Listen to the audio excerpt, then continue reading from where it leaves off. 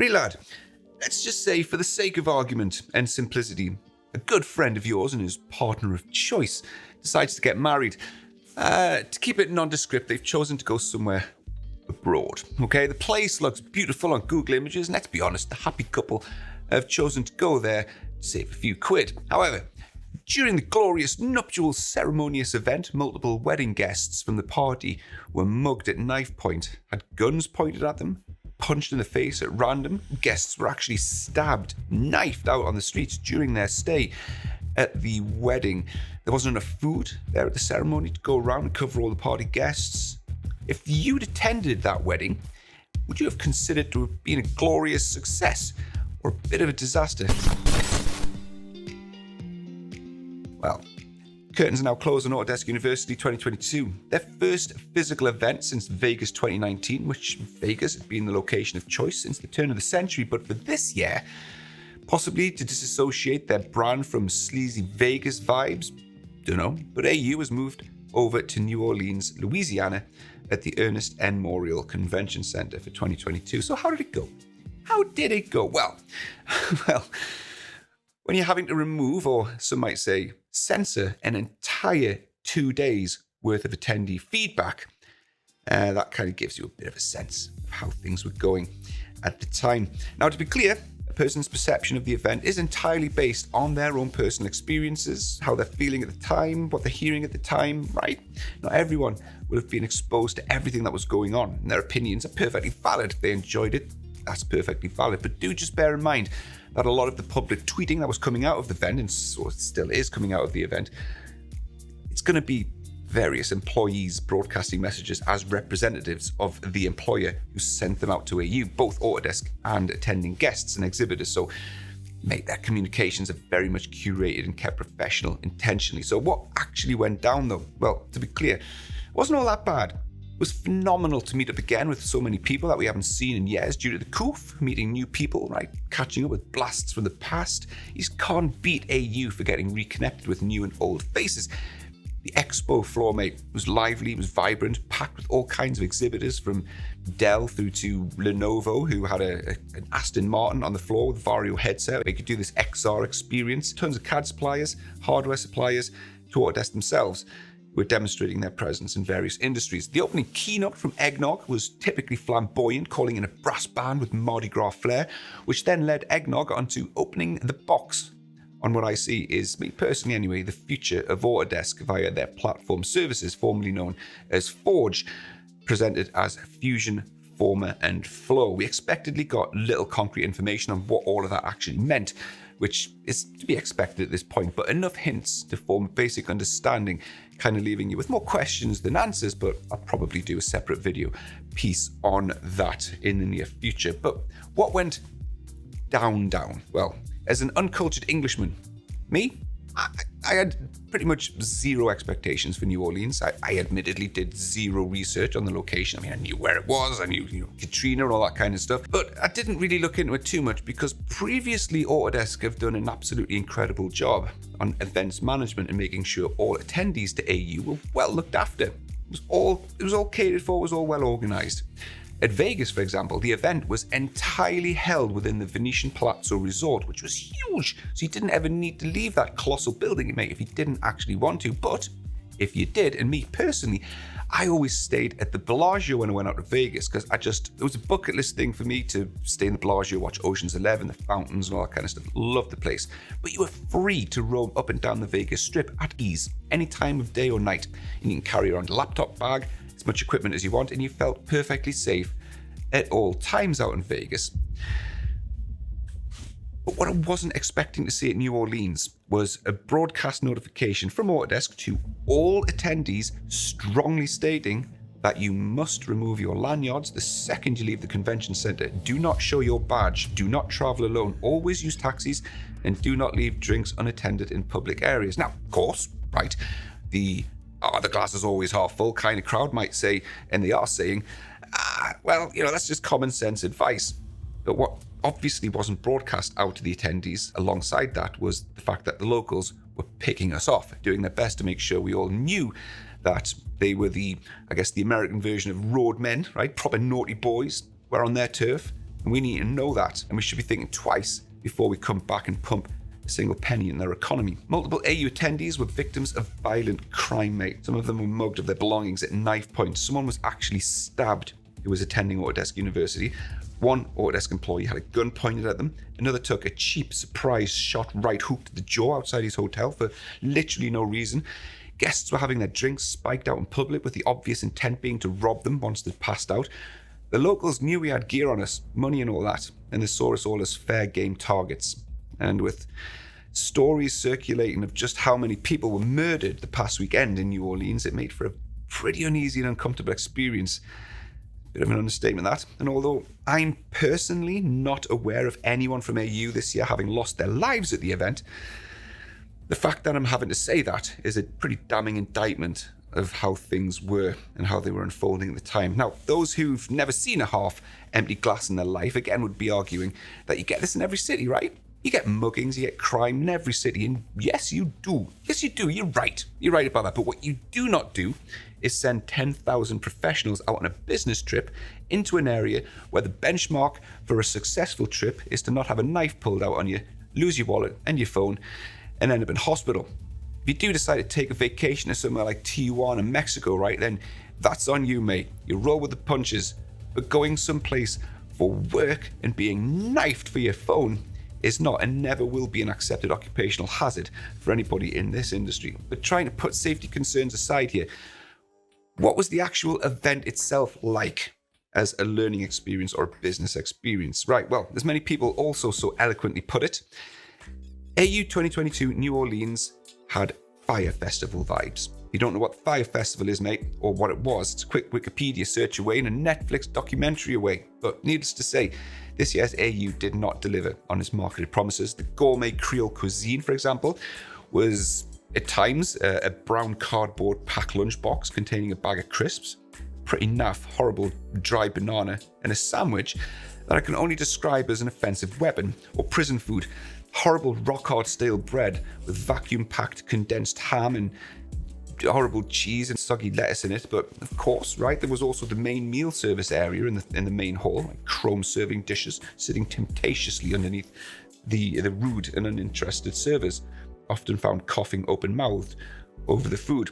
That's all relevant, mate. Totally relevant, because on day one of AU, they completely ran out of food and coffee within a half hour of lunch starting. So basically thousands of people left Eggnog's main keynote speech, went straight to lunch, absolutely starving, only to be left crushingly disappointed and infuriated at being unable to eat or find a single bit of food anywhere in sight. At the time we thought, it's fine, mate, it's fine. They'll just come back out and they'll fill these things back up. No, they didn't. It was all gone within a half hour of lunch opening. And that kind of set the tone for the event. Speaking of tones, whoever was responsible for sending out official notifications with EU mobile app during New Orleans 2022, that person needs to be reallocated somewhere else and banned from any further social media broadcasting out of Autodesk, because instead of apologizing, which would have been a start, we were sent the most egregious pity me notification message saying, oh, please do be patient with us as we try and feed 10,000 guests. You're fucking kidding me. You mean the 10,000 people that you knew fine well were going to be here? Right? I mean, you're welcome that a $2,000 ticket at least fed someone else other than me, but no, you want sympathy and empathy for failing dramatically? And we're not talking here like 1% of people missed out who turned up late. No, the food was all gone within a half hour of the allocated lunch spot. Was it any better over the next 2 days? Don't know, mate. Couldn't tell you. Come lunchtime, me personally, I just couldn't face walking over to lunch. It was so far away. And that leads me on to the next problem with Autodesk University 2022, the layout. Now, to be clear, mate, many other people will have had this far worse than me, right?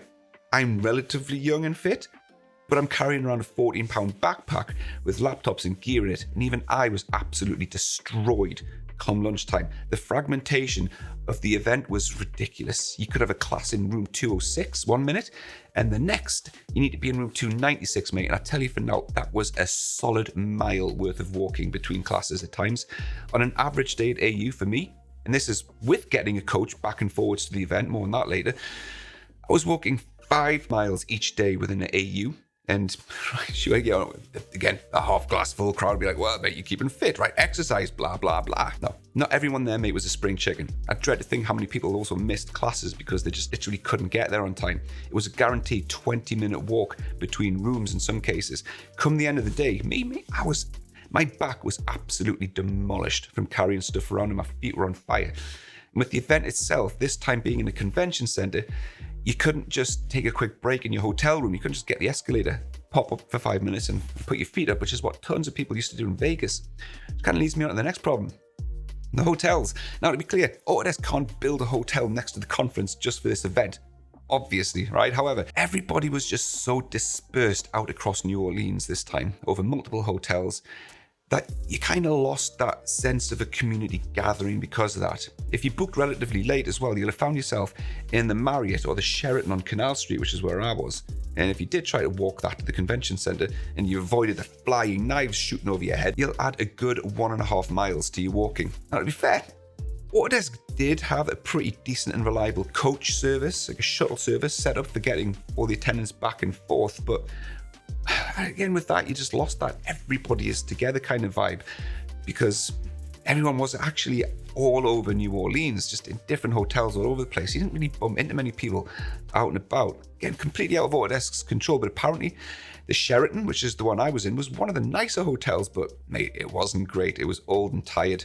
Not gonna dwell on that because it's not directly relevant, but hotels weren't great. Now, when you boil all this down though to its component parts, what you're left with, and what should really be the only thing that matters, the classes at Autodesk University. It is a learning experience after all. Now, me personally, I only got to go to 2 classes, which that was my choice, sort of, in most cases, but I'm not overly concerned about that because I bumped into and got talking to quite a few amazing people. I'm looking at you, Heather. Told you I'd give you a shout out. But the general feedback on the classes that I was getting anyway from attendees was that the classes this year just weren't up to snuff, mate. Too high level, too much waffling, PowerPointing, ideology and thought grandstanding from individuals hosting the classes in place of any technical learning. Now, no doubt there would have been plenty of product-specific learning content sprinkled throughout, but apparently they were hard to find, hard to get into, and there was a distinct, noticeable absence of any kind of hands-on learning this year with the lab-style classes that they used to do, just not there. It was almost like somebody thought, those labs, they're a bit of hard work to set up, we'll just give them a miss, right? Really?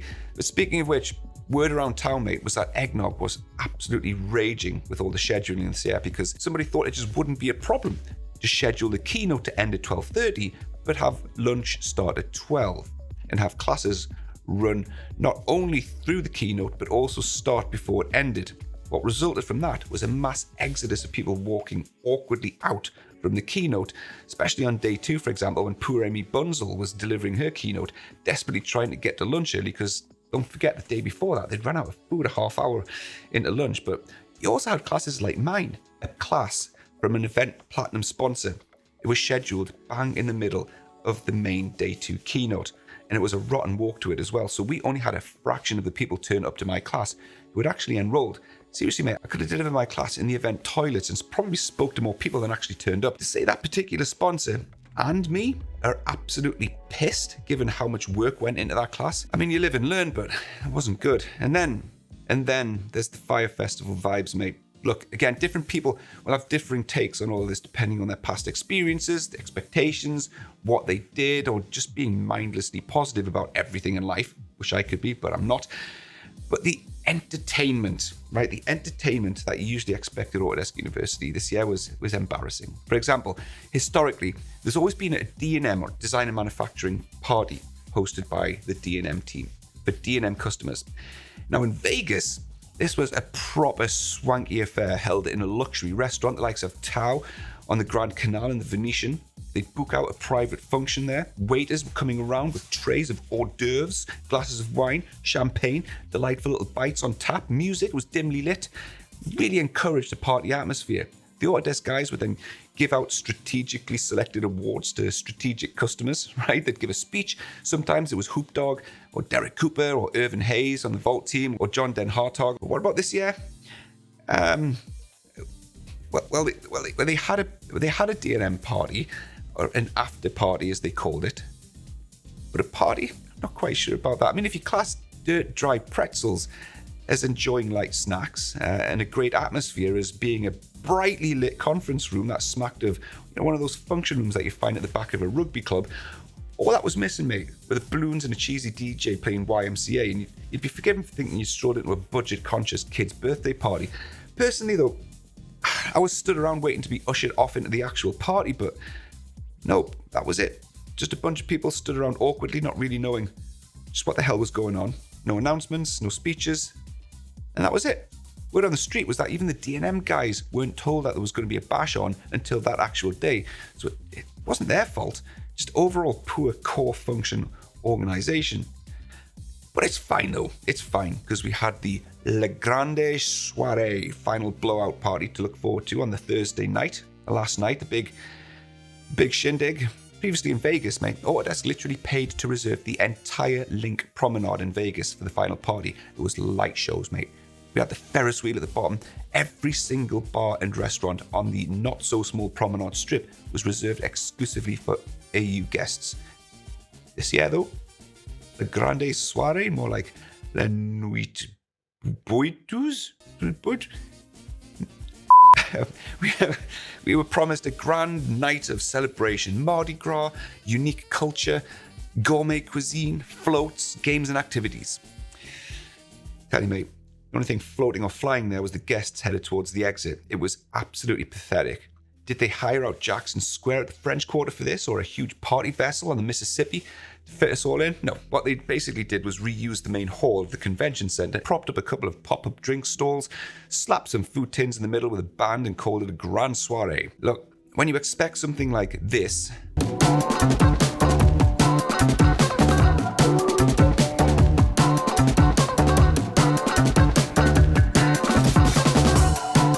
what you end up getting is this. To be honest, mate, by that point in the week, I don't think anyone was actually surprised, but it was a fitting end to a substandard, poorly organized, dull event, which felt a million miles from what we enjoyed in Vegas. I can only imagine how incandescent with rage some guests must have been after paying $2,000 for a ticket, or those who paid $300 for their family or other guests to attend that absolute snooze fest of a soiree. But look, some could say the value in AU is meeting up with old and new faces, networking, mingling, and I had a great time catching up with so many people, but at the same time, it felt like this time I didn't meet up with or bump into anywhere near as many people as years gone by. The event felt fragmented, dispersed, and spread out so much. People just going off out into New Orleans in their groups because there was just next to no facilities in the center, whereas in Vegas, everyone was localized to the same single resort day and night. So whilst I met a lot of people, I didn't feel like there was the same connection possibilities that Vegas offered. So that was just my take on the event, mate, mixed in with a lot of feedback that I got from others. This year it felt cold, far too disconnected, unorganized, half-arsed. And years gone by, I always felt sad to be leaving Vegas, like the week just flew by. This time though, I couldn't wait to get the hell out of New Orleans, and personally, can't see myself ever going back there. Again, word on the street is that they've signed a multi-year deal with that convention center in New Orleans, but all jokes aside, man, you cannot send thousands of professionals back there.